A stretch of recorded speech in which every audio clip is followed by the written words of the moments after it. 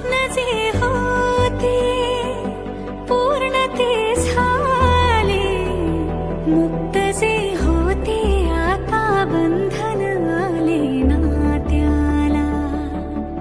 वचनाचे अर्थ मी, बंधन हे सार्थ मी, अर्धांगी समजूनी संपूर्ण पाळले. सुख कळले कळले सुख कळले.